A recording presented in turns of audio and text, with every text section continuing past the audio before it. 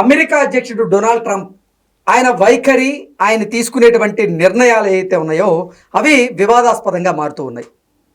భారత్ మీద ఇప్పటికే అమెరికా అధ్యక్షుడు డొనాల్డ్ ట్రంప్ 25% సుంకాల మోత మోగిస్తూ ఉన్నారు. దానికి తోడు నిన్న భారత చమురు కంపెనీల మీద కూడా ఆయన అధిక సుంకాలు విధిస్తూ కొన్ని నిర్ణయాలు తీసుకుంటూ ఉన్నారు.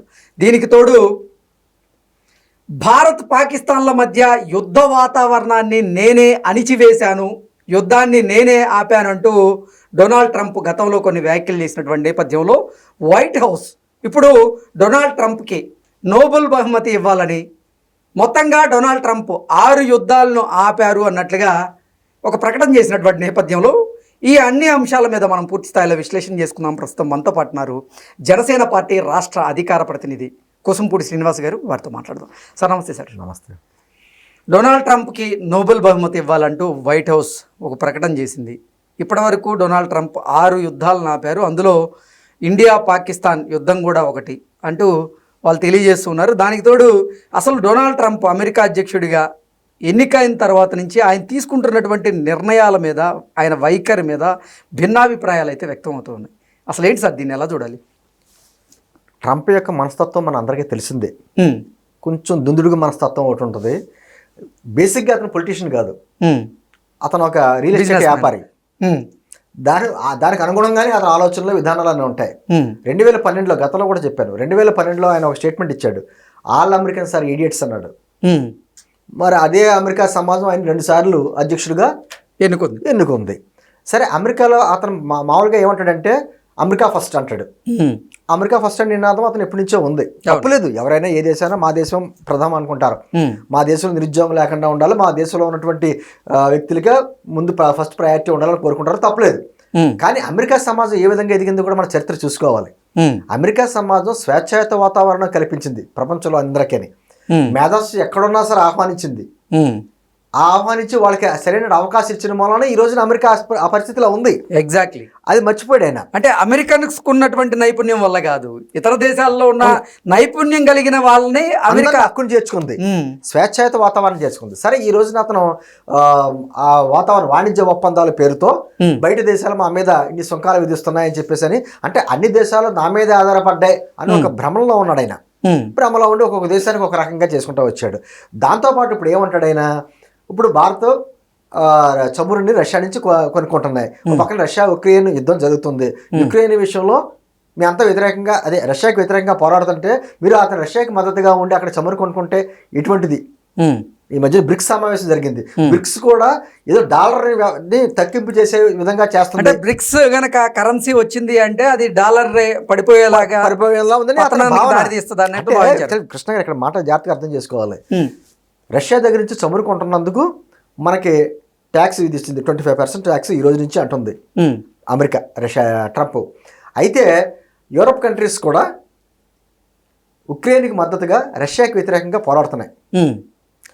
అదే యూరప్ కంట్రీస్ స్టిల్ ఈ రోజుకి కూడా గ్యాస్ మాత్రం రష్యా దగ్గర కొంటున్నాయి. వాళ్ళేమో గ్యాస్ రష్యా దగ్గర కొనొచ్చు, మనమేమో రష్యా దగ్గర ఆయిల్ కొనకూడదు. అంటే ఇదే విచిత్రమైన వాతావరణం. ఎగ్జాక్ట్లీ. అంటే ఇంకా ట్రంప్ మాటలు చూసుకుంటే, ట్రంప్ నేను 6 యుద్ధాలు ఆపాడు అని వైట్ హౌస్ ఇందాక అంటారు నోబెల్ ప్రైజ్కి ఇచ్చిన ఆశ్చర్యం లేదనుకోండి. ఎందుకంటే 6 యుద్ధాలు ఆపాడంటే మా ఆంధ్రప్రదేశ్లో ఉన్న మన తెలంగాణలో ఉన్నటువంటి కేఏ పాల్ గారు 66 యుద్ధాలు ఆపాడు. ఈయనకి ఏం ఇవ్వాలి, ఇన్ని నోబెల్ ప్రైజ్లు ఇవ్వాలి ఈయనకి. ఈయన ఎలా చెప్తాడు, ఏ యుద్ధం జరిగినా నేనే ఆపానంటాడు ఈయన, యుద్ధం ఆగిన. అలాగే ట్రంప్ అప్పుడు అమెరికాకి కేఏ పాల్ అంటాడు ట్రంప్ అంటే, ఆ విధంగా మాట్లాడతాడు. ఎన్ని స్టేట్మెంట్ ఇచ్చాడు ఇండియా పాకిస్తాన్ యుద్ధం జరుగుతున్నప్పుడు, ఎన్ని స్టేట్మెంట్స్ ఇచ్చాడు. ముందేమో నేనే ఆపాను అన్నాడు, తర్వాత ఏమో నేను సూచన చేశాను తప్ప నేను ఆపలేదు, వాళ్ళు ఆప్ చేశారు, మళ్ళీ నేనే ఆపాను అంటాడు. ఒక నిలకడతనం లేనటువంటి వ్యక్తి, అంటే స్థిరత్వం లేదు. ఇప్పుడు భారత్కి పాకిస్తాన్కి వైరం ఎప్పటి నుంచో ఉంది, 2 దేశాలు విడిపోయిన తర్వాత కూడా వైరం ఉంది. కానీ వాణిజ్య పరంగా భారత్కి ఎటువంటి దిగుమతులు చేసుకుంటున్నాం, మనకి సంబంధించినటువంటి పాకిస్తాన్కి ఏ ఎగుమతులు కావాలో జరుగుతున్నాయి. వాణిజ్యానికి ఇబ్బంది లేదు. వాణిజ్యం వేరు, దౌత్యం వేరు. దౌత్యానికి వాణిజ్యానికి లింక్ ఎలా పెడతారు? ఇప్పుడు అదే కదండి. ఇప్పుడు సింధు జలాల ఒప్పందం మొదలా చేసుకున్నాం కదా, ఇప్పుడంటే ఆగింది. మనకి మొన్న యుద్ధం వచ్చిన తర్వాత ఆఫ్ చేసుకున్నాం. కానీ మన వరకు అన్ని అసలు continue దౌత్య జరిగినాయి కదా. ఒప్పందాలకి వాణిజ్యానికి లింక్ పెడితే ఎలా చూడాలి దీన్ని? ఆయన ఇష్టం వచ్చినట్టు మాట. కెనడా విషయంలో ఏమన్నాడంటే పోనీ శత్రు దేశాల పక్కనట్టండి, ఎప్పటి నుంచి అమెరికాకి మిత్రపక్షం, మిత్ర దేశం కెనడా. కెనడాని తీసుకొచ్చేసి మా దేశంలో కలిపేసుకుని ఇంకో రాష్ట్రంగా రాష్ట్రం మార్చుకుందాం అంటాడు. ఏం మాట్లాడతారో అర్థం కాని విషయం. అంటే ఒకటి, డాలర్ అనేది బలంగా ఉంది అంటే ఎందుకు బలంగా ఉందంటే ప్రపంచంలో ఇతర దేశాలు కూడా ట్రేడింగ్ అన్ని కూడా డాలర్లో చేసుకుంటా ఉంటాయి, వాళ్ళ కరెన్సీలో కాకుండా. డాలర్ బలంగా ఉంది. అదేవిధంగా అక్కడికి వెళ్ళిన తర్వాత ఉపాధి అవకాశాలు ఎక్కువ ఉండడంతో ప్రపంచంలో ఉన్న యువత అంతా కూడా అక్కడికి వెళ్ళడం, అక్కడ ఉపయోగపడడం, అక్కడ డాలర్ వాల్యూ పెరగడానికి కూడా కారణమైంది. ట్రంప్ వలన కాదు. ట్రంప్ ఎలా ఉంటాడు, రేపు వెళ్ళిపోతాడు. అమెరికా ఎప్పుడు కూడా స్వేచ్ఛాయుత వాతావరణం చేసుకుంది. అయితే ఈ విషయంలో రాహుల్ గాంధీ గారు లాంటి వాళ్ళు కూడా మన ఇండియాలో ట్రంప్ ఇన్ని మాటలు మాట్లాడుతున్నా మోదీ మౌనంగా ఉంటున్నాడు. అమెరికా మన ఇండియా పాకిస్తాన్ యుద్ధంలో కూడా నేనే ఆపానని చెప్తున్నా కూడా మోడీ మాట్లాడట్లేదు. జయశంకర్ గారు మాట్లాడారు కదా, అమిత్ షా గారు మాట్లాడారు కదా, రాజ్నాథ్ సింగ్ గారు మాట్లాడారు కదా, వీళ్ళందరూ మాట్లాడుతున్నారు సరిపోవట్లా, మోదీ గారు మాట్లాడాలి. అంటే ఏమీ లేదు, వాళ్ళకి ఒక బాధ వస్తుంది. ఇక్కడ మోదీ గారు వ్యూహాత్మకంగా మౌనంగా ఉంటాడు. ఆయన మోదీ గారు చాలా వ్యూహాత్మకంగా, ఎందుకంటే ఏ నిర్ణయం తీసుకున్నా దాది 140 కోట్ల మంది ప్రజల మీద ఆధారపడి ఉంటుంది. వాళ్ళదంతా అమెరికా అంతా పోతే 32 కోట్ల 33 కోట్ల జనాభా, 140 కోట్ల మంది జనాభా ఇక్కడ. అవును, యుద్ధం ఎక్కడ మొదలెట్టాలో తెలిసి ఎక్కడ ఆపాలో కూడా మోదీ గారికి తెలుసు. అదేవిధంగా పదే అందరూ అంటారు మోదీ మాట్లాడితే ఇన్ని దేశాలు ప్రయాణిస్తూ చేస్తున్నాడు. నిజంగా అగ్రిమెంట్స్ చూడండి. ఈరోజు బ్రిటన్ తోటి మనం ఈ వారంలోనే చేసుకున్నాం ఫ్రీ ట్రేడ్ అగ్రిమెంట్. 99% మన ఇండియాలోని ఉత్పత్తులకి బ్రిటన్లో ట్యాక్స్ లేదు, అద్భుతంగా వెళ్తాయి. ఈరోజు ప్రపంచం కుగ్రామం అయిన తర్వాత నీది నాది ఏంటంటే మనతో కలుపుకుని వెళ్ళాలి, అందరూ కలుపుకుని వెళ్ళాలి. మీకు ఏ అవసరం మీ అవసరం తీర్చాలి, మీ దగ్గర నుంచి మాకే అవసరం తీర్చుకోవాలి. ఇటువంటి ఫ్రీ ట్రేడ్ అగ్రిమెంట్ ఎప్పుడు జరిగిందో అంటే ఒక పక్క నుంచి ఎన్ని రకాలుగా ట్రంప్ వ్యాఖ్యలు చేస్తున్నా కూడా సైలెంట్గా మోదీ చేయవలసిన పని చేస్తున్నాడు. ఇది ట్రంప్ గారికి అర్థం అవ్వడానికి కొంచెం టైం పడుతుంది. రాహుల్ గారికి అయితే ఇప్పట్లో అర్థం అవ్వదు, అంత జ్ఞానం ఆయన కానీ లేదనుకోండి. ఏదో బురద జల్లాలని కార్యక్రమాలు చేస్తాడు. ఒకటి, అమెరికా మీద ఆధారపడి ఉన్నారేమో అని ఇంకా భ్రమంలో ఉన్నారు. ఈరోజు ప్రపంచం అంతా డెవలప్ అవుతుందండి. అక్కడ అన్ని చోట్ల కూడా టెక్నాలజీ పెరుగుతుంది, వనరులతో ఉత్పత్తి అవుతున్నాయి, రకరకాల సదుపాయాలు పెరుగుతున్నాయి. అమెరికా కూడా ఇతర దేశాల మీద ఆధారపడలేదా? ఆయిల్ గురించి, గ్యాస్ గురించి ఆధారపడి ఉంది కదా.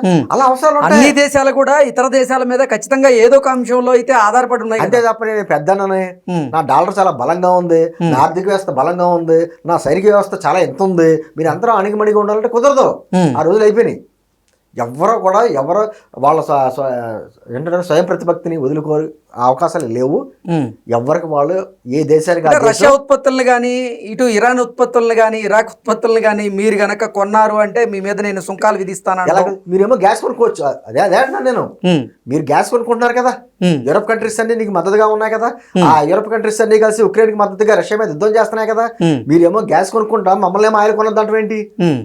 అంటే ఏంటంటే ఏం చెప్పినా చెల్లుతుంది, ప్రపంచానికి పెద్దన్న అనే భావనలో ఇంకా ఉన్నాడు. రష్యా ఎప్పటి నుంచో మనకి మిత్ర దేశం, కానీ కొన్ని చోట్ల రష్యా చేసే ప్రతి కార్యక్రమానికి మన మద్దతు నిలలా.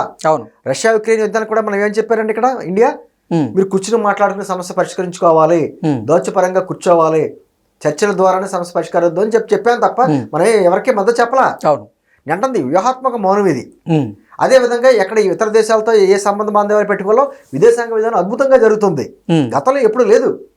అంటే ఏదేమైనా ట్రంప్ విషయాలు కొంచెం ట్రంప్ అతను మాట్లాడే ప్రతి మాటకి మనం సమాధానం చెప్పాల్సిన అవసరం లేదు. మన పని మనం చక్కగా చేసుకుంటా వెళ్తా ఉంటే అతనికే కొన్నాళ్ళకి అర్థం అవుద్ది భారత్ అంటే ఏంటన్నది. అంటే ప్రధాని నరేంద్ర మోదీ గారు రాహుల్ గాంధీకి అలాగే అమెరికా అధ్యక్షుడైనటువంటి డొనాల్డ్ ట్రంప్కి ఒక గిఫ్ట్ ఇచ్చారు అనేటువంటి ప్రచారం జరుగుతుంది. ఆ గిఫ్ట్ ఏంటి? ఇంతకీ వ్యూహాత్మక మౌనమే పెద్ద గిఫ్ట్. ఓకే, ఆ మౌనం అర్థం అవ్వాలంటే వీళ్ళకి అర్థం అవ్వదు. ఎందుకంటే నిజంగా నేను చెప్పినట్టు ఆయనేమో వ్యాపారవేత్త, రాహుల్ గాంధీ గారికి ఇంత రాజకీయ పరిజ్ఞానం ఎక్కడి నుంచి వచ్చింది? ఇది వారసత్వంగా వచ్చిన నాయకుడు, ప్రజల్లోంచి వచ్చిన నాయకుడు ఏం కాదు.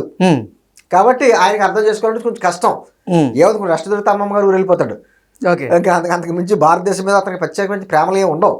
ఏంటంటే ఏదేమైనా దేశానికి సంబంధించిన అంశమైనప్పుడు కృష్ణ గారు ఐకమత్యంగా మాట్లాడాలి, రాజకీయంగా మాట్లాడకూడదు. ఓకే, ఇప్పుడు ఇండియా పాకిస్తాన్ యుద్ధం జరుగుతున్నప్పుడు సరే దేశంలోని అన్ని పార్టీలు మద్దతు చెప్పినాయి ఆపరేషన్ సింధూర్కి. ఆ తర్వాత ఎన్ని రాకెట్లు పడినాయి, ఎంతమంది అది ప్రపంచానికి తెలియజేయాల్సిన అవసరం లేదు. యుద్ధంలో మనం పై చేయిందా లేదా, ఓకే, గట్టి బుద్ధి చెప్పామో లేదా, ఎవరైతే ఆ ఉగ్రవాదానికి చేశారో ఆ ఉగ్రవాదం నిర్మూలించిందా లేదా, ఇది సబ్జెక్ట్గా ఉండాలి. అంతే తప్ప వేరెత్తి మనమే చూపించుకుంటే మన కళ్ళలో మనం పొడుచుకున్నట్టే. ఈ మధ్యన కూడా కొంచెం ప్రచారం జరుగుతుంది, రాహుల్ గాంధీ గారికి ఇండియాలో కంటే పాకిస్తాన్లో అద్భుతమైన ఫాలోయింగ్ పెరిగిందంట. ఇప్పుడు ఎలాగా ఇండియాలో ఆయన పిఎం అయ్యేటువంటి అవకాశాలు లేవు, నేను వెళ్ళి పాకిస్తాన్లో పోటీ చేస్తాడో మనకు తెలియదు, దానికి మళ్ళీ ట్రంప్ గారు మద్దతు చెప్తారో అది తెలియదు, ఎందుకంటే ట్రంప్ కూడా పాకిస్తాన్ మద్దతు చెప్తున్నాడు. అంటే ట్రంప్ చేసే ప్రతి వ్యాఖ్యలకి కూడా ఇండియా సమాధానం చెప్పాల్సిన అవసరం లేదు. ఇలా చెప్పుకుంటా పోతే ఏదో మాట్లాడుతూ ఉంటాడు, ట్రంప్ది ఏముంది. కానీ ఖచ్చితంగా అద్భుతమైన విదేశాంగ విధానంతో వెళ్తుంది భారతదేశం. ఆర్థికంగా ఎదుగుతుంది. డెడ్ ఎకానమీ అని ఎలా అంటాడండి, అసలు ఆర్థికంగా ఈరోజు ఎదుగుతుంది, అవును, అద్భుతమైనటువంటి దిశగా వెళ్తుంది. మనం డెడ్ ఎకానమీ అనేటువంటి పరిస్థితి అతనికి ఎందుకు వచ్చింది అంటే కేవలం ఏదో రకంగా బెదిరించో బతిమాలు మన వాళ్ళు మాట్లాడాల. మరి ఆగస్టు 25న అలా వస్తున్నారు చర్చలకి, ట్రేడ్ అగ్రిమెంట్కి. అది వ్యూహాత్మక మోనల్లో ఉన్నటువంటి ఫలితాలు. వాళ్ళకి మళ్ళీ అరవలసిన కేకవలసిన పని లేదు. చాలా సైలెంట్గా భారత్ పనిచేసుకుంటూ వెళ్తుంది. Okay sir, thank you so much.